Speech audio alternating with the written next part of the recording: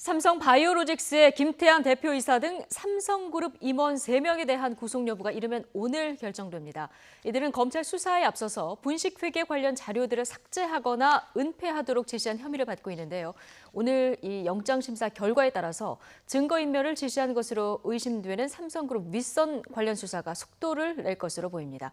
자, 법원에 나가 있는 취재기자 연결해 보겠습니다. 박기환 기자. 네, 서울중앙지방법원입니다. 네. 자, 김태한 대표 포함해서 지금 삼성 임원 3명이 모두 영장심사를 받고 있는 겁니까?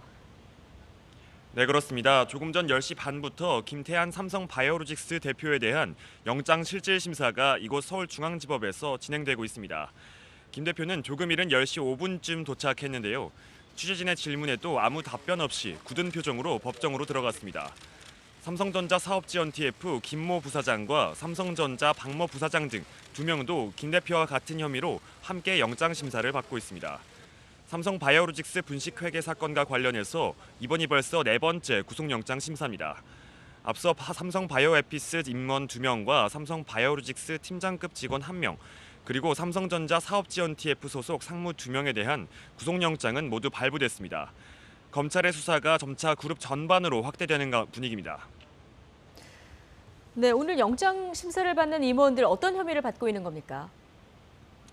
네, 이들은 회계 서류나 이재용 삼성전자 부회장과 관련된 파일 등을 삭제하거나 조작하도록 지시했다는 의혹을 받습니다.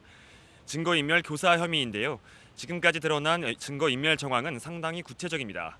검찰 수사에 앞서 공장 바닥에 공용 서버를 숨기고 직원들의 휴대전화와 노트북에서 이재용 부회장 관련 자료를 삭제했습니다. 이와 관련해 앞서 구속된 삼성 임원들은 윗선에 지시가 있었다고 진술한 것으로 전해졌습니다. 하지만 사흘 연속 검찰 조사를 받은 김 대표는 부하 직원들이 알아서 한 일이라며 혐의 대부분을 부인한 것으로 알려졌습니다.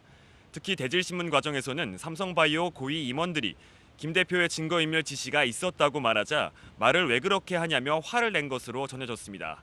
결국 김 대표는 대질신문 조서에 서명을 거부한 것으로 알려졌는데요. 검찰은 이런 조사 태도와 혐의를 고려해 구속영장을 청구했습니다. 네. 자, 지금 윗선으로 수사망이 좁혀지고 있는 상황인데요. 이재용 부회장의 연관이 의심되는 정황도 지금 검찰이 확보했다고요? 네, 그렇습니다. 검찰은 삼성바이오에피스에서 삭제된 자료를 복구하는 과정에서 이재용 부회장의 통화 음성 파일을 확보했습니다. 콜옵션 계약을 체결한 바이오젠 측이나 삼성바이오에피스 임원 등과 현안을 놓고 통화한 내용으로 알려졌습니다. 검찰은 이 파일에서 이 부회장이 상장 진행 상황과 콜옵션 관련 내용을 보고받고 지시한 정황을 확보한 것으로 전해졌는데요. 하지만 삼성 측은 해당 통화 내용은 회계 처리나 합병과는 전혀 무관하다며 선을 그었습니다. 통상 검찰 수사에 성실히 임하겠다는 수준의 해명에서 그친 삼성 측이 이례적으로 구체적인 반박에 나선 겁니다. 오로라로 검색돼 삭제된 파일이 있다는 정황도 새롭게 드러났는데요.